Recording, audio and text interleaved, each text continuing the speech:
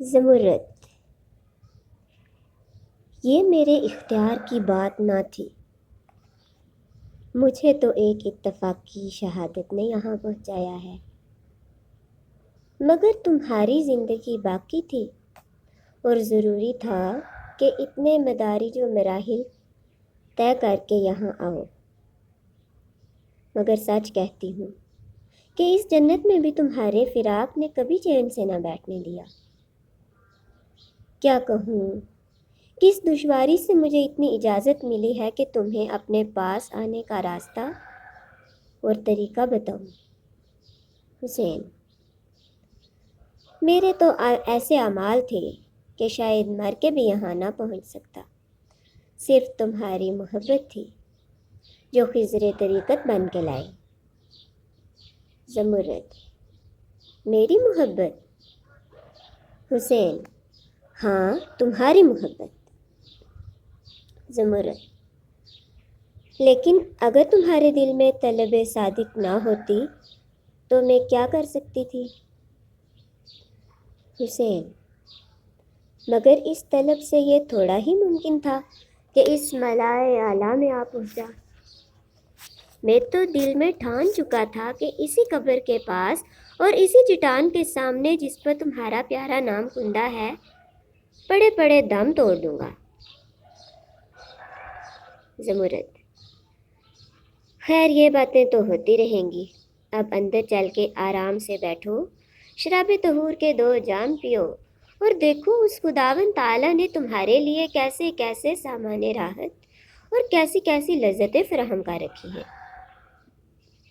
یہ کہہ کے زمرد حسین کو اندر لے گئی۔ جس وقت حسین نہر کے کنارے کشتی سے اترا ہے، سرے شام کا وقت تھا، مگر اب رات ہو گئی تھی۔ ہر طرف کافوری شمعیں روشن تھیں، ایک خاص قسم کی ٹھنڈی روشنی جس کا پتہ نہیں چلتا تھا کہ کہاں سے آتی ہے اور کیوں کر پیدا ہوتی ہے، دروازوں اور کھڑکیوں اور چھت کے روشن دانوں سے رہ رہ کے چمک اٹھتی تھی۔ معلوم ہوتا تھا کہ گویا 1000 مہتابیاں چھوڑ دی گئی۔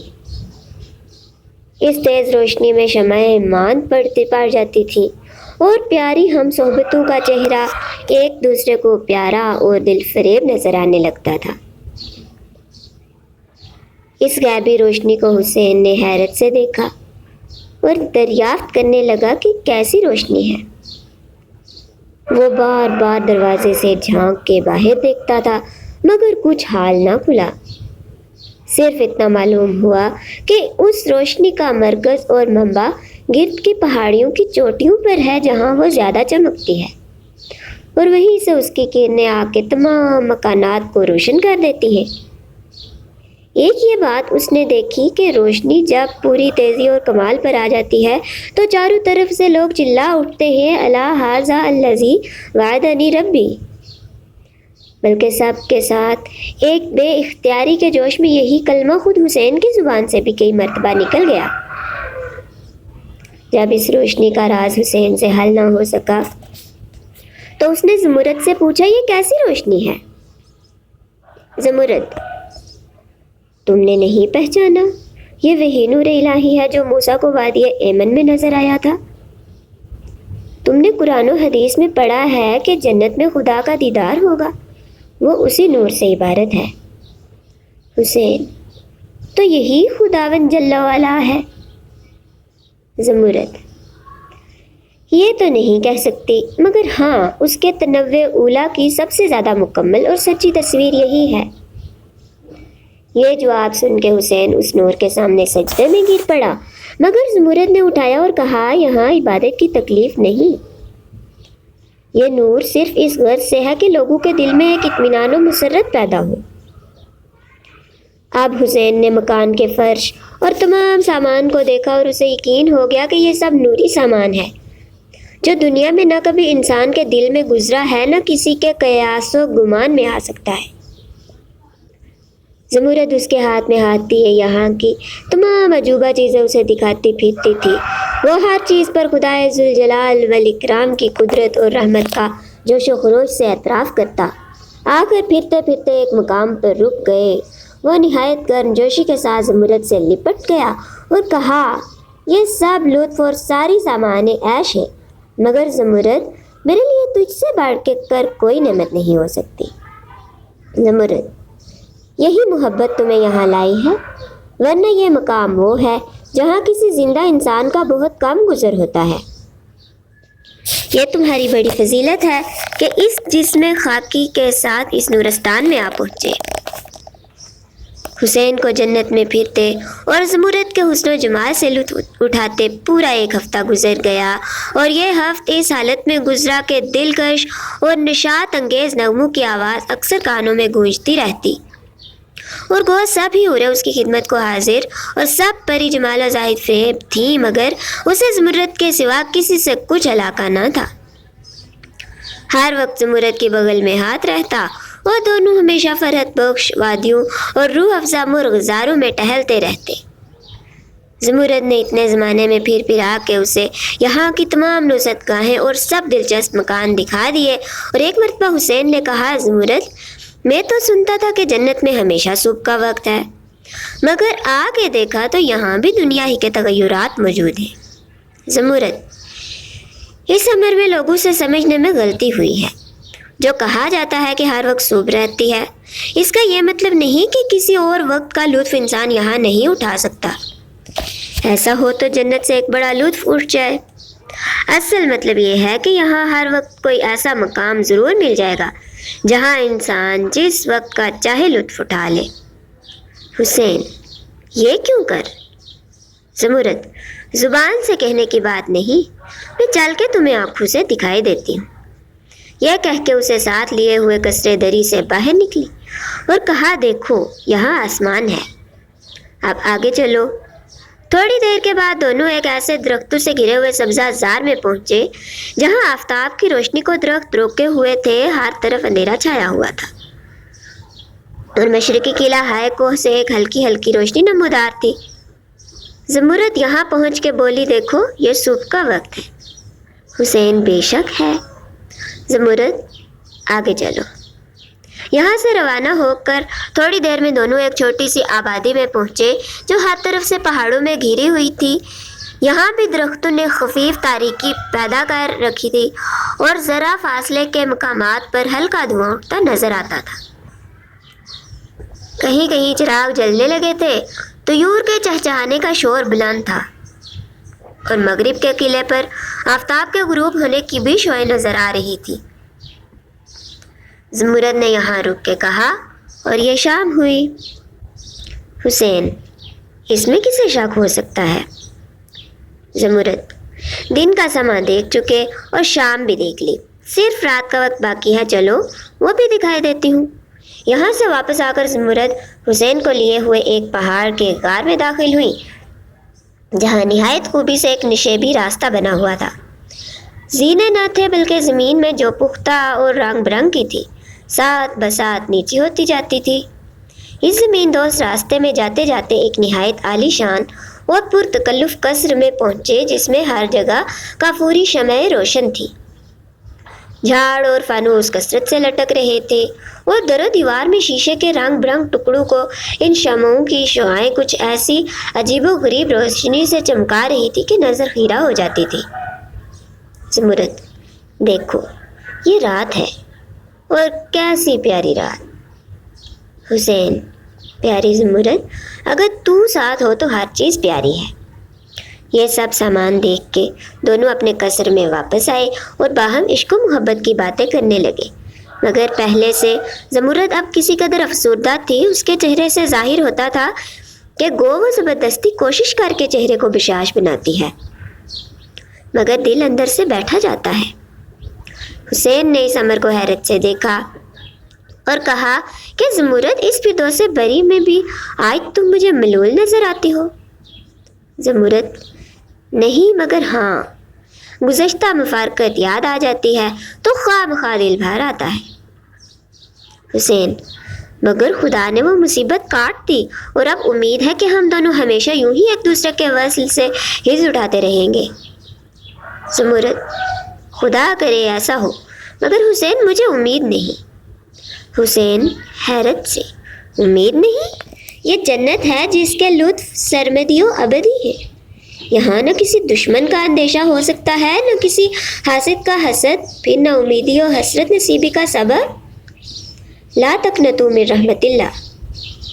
زمرد: مگر حسین، تم یہاں قبل از وقت آئے اور ابدی اور سرمدی لطف اٹھانے کے لیے وہ لوگ آتے ہیں جو مرنے کے بعد دنیا سے قطع تعلق کر کے آئیں گے۔ تم نے ابھی اس مادی دنیا کے علائق قطع نہیں کیے اور اس مادی جسم کو ساتھ لائے ہو جس کو دنیا میں چھوڑنے کے لیے تمہیں ایک روز اس عالم میں جانا ضرور ہے۔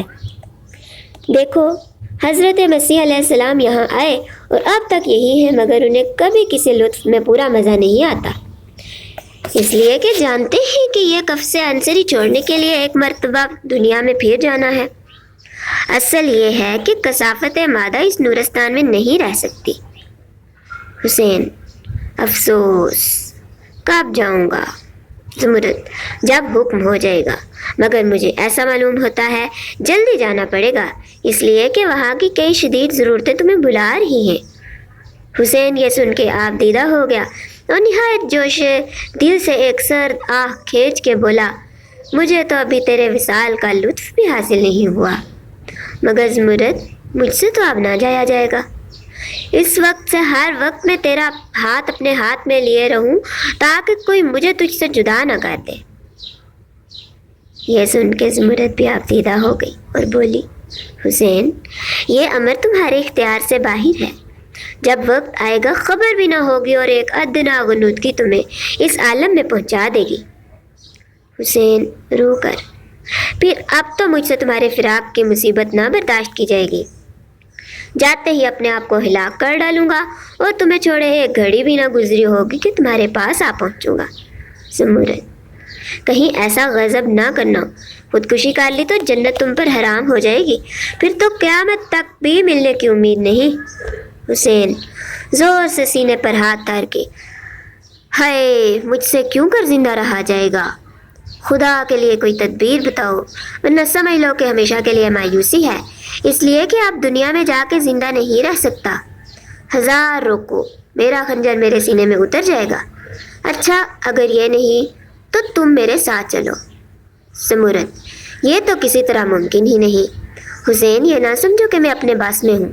اتنا ہی لفظ زبان سے نکلا تھا کہ کانپنے لگی اور اٹھ کے ادھر ادھر دیکھا کہ کوئی سن تو نہیں رہا، مگر جب کوئی نظر نہ آیا تو اطمینان سے آگے بیٹھ گئی اور بولی، حسین، اب ان باتوں کا کوئی فائدہ نہیں، تمہارے واپس جانے کا وقت آ گیا ہے۔ حسین بے صبری سے چلا کے: آ گیا؟ ابھی سے؟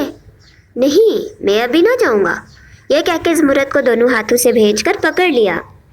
زمرد: ان باتوں کا کوئی فائدہ نہیں، جتنی زیادہ بے صبری دکھاؤ گے اتنے ہی زیادہ خراب ہوگے۔ اس وقت تنہائی میں باتیں کرنے کا موقع مل گیا ہے، غنیمت سمجھو، اور کچھ کہتے سنتے کوئی آ گیا تو یہ موقع بھی ہاتھ سے نکل جائے گا، پھر عمر بھر کفے افسوس ملو گے، مساوی دنیا میں بھٹکتے پھرو گے، مطلب نہ نکلے گا۔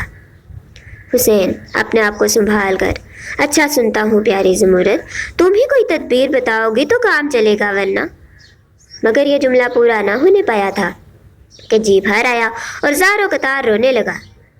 زمرد اپنے نازک ہاتھوں سے اس کا منہ بند کر کے: کیا غضب کرتے ہو، خدا کے لیے سنبھلو، دنیا میں جا کر جی بھر کر رو لینا، مگر ابھی میری بات ذرا ہوش و حواس درست کر کے سن لو۔ حسین نہ رکنے والے جوش و گریا کو روک کے: کہو پیاری، میں دل و جان سے سن رہا ہوں۔ زمرد: یہاں سے جانے کے بعد تم کوشش کرنا وہی لوگ جن کی مدد سے اس دفعہ یہاں آئے، انہی لوگوں کی اطاعت کر کے انہیں خوش کر کے پھر یہاں آنے کا موقع پاؤ۔ اپنی حاجت روائی کے لیے تم ان کے حکم سے انحراف نہ کرنا، لیکن اگر تمہیں یہاں دوبارہ بھیجنے کا وعدہ ہی نہ کرے اور سب طرف سے مایوس ہو جاؤ تو پھر اسی وادی میں آ کر ٹھہر جانا جہاں میری قبر ہے اور جہاں خط بھیج کے میں نے تمہیں یہاں آنے کی تدبیر بتائی تھی۔ حسین: کوہ تالکان میں؟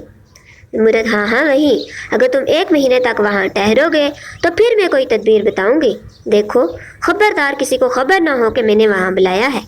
حسین: مگر پیاری زمرد، وہ تدبیر اس وقت نہ بتا دو کہ یہاں سے جاتے ہی اس پر عمل درآمد شروع کر دوں۔ زمرد: افسوس، تم نہیں سمجھ سکتے، بس تمہیں وہی کرنا چاہیے جو میں بتاتی ہوں، وہ تدبیر اس وقت بتانے کی نہیں۔ حسین: دیکھو آپ کتنے دنوں ٹھوکریں کھانی پڑتی ہیں۔ زمرد: صبر کرو اور ضبط سے کام لو، اور خبردار ایسی کمزوری اور بزدلی نہ دکھانا کہ خودکشی کا ارادہ کر لو۔ حسین: میں اسی لیے ڈرتا ہوں پیاری زمرد، تیرے بغیر بعض وقت نہ میں اپنے ہوش میں ہوتا ہوں اور نہ ہی کوئی بات سمجھتا ہوں۔ تیرے ہی لیے تھا کہ میں نے اپنے چچا شیخ امام نجم الدین نیشا پوری کو قتل کر ڈالا۔ زمرد: جانتی ہوں، مگر اس میں مجھے نہ شریک کرو۔ کچھ آہٹ پا کے: بس اب خاموش ہو رہو۔ ناگہاں 6-7 حوریں پورے ناز و اندام سے قدم رکھتی ہوئی سامنے آئی اور محبت کے لہجے میں حسین سے کہنے لگی: اب چل کے باہر کی سیر کیجیے اور نورانی تختوں پر جلوہ افروز ہو جائیے جو چمنوں کے درمیان ہے۔ اس وقت کی بہار دیکھنے کے قابل ہے اور شراب طہور کے جاموں میں خاص مزہ ہے۔ حسین: میں تو یہاں تنہا ہی اچھا ہوں۔ زمرد: وہاں چلنے میں کیا مذائقہ ہے، چلو میں بھی ساتھ چلتی ہوں۔ حسین: خیر اگر تمہاری یہی مرضی ہے تو مجھے کیا عذر ہو سکتا ہے، چلو۔ اتنی دیر میں اور سب حوریں بھی آ گئیں اور زمرد حسین کو ساتھ لیے قصر زمردی سے باہر نکلی اور سب کے ساتھ لالا زار کے درمیان طلائی تختوں پر جا کر بیٹھے۔ تخت کے دونوں جانب 2 حوض تھے اور بغیر کہے صرف واقعات سے یقین دلایا جاتا تھا کہ ایک حوض کوثر ہے اور دوسرا شراب طہور کا حوض ہے۔ سامنے چند حوریں بیٹھ کے عجب دل ربا اور وجد میں لانے والی دھن میں گانے لگی۔ 2-4 غلماں یعنی خوبصورت کم عمر لڑکے سونے کے جامہ سراہی لا کے کھڑے ہو گئے اور نغمہ و سرور کے ساتھ دور بھی چلنے لگا۔ 2-4 جاموں نے حسین پر از خود رفتگی کی کیفیت پیدا کر دی، اور جب وہ اس عالم نور کو بے خودی کی نیم باز آنکھوں سے دیکھ رہا تھا، اسے نظر آیا کہ زمرد ایک ہاتھ تو اس کے گلے میں ڈالے ہے اور دوسرے ہاتھ سے چھلکتا ہوا جام اس کے منہ سے لگا رہی ہے۔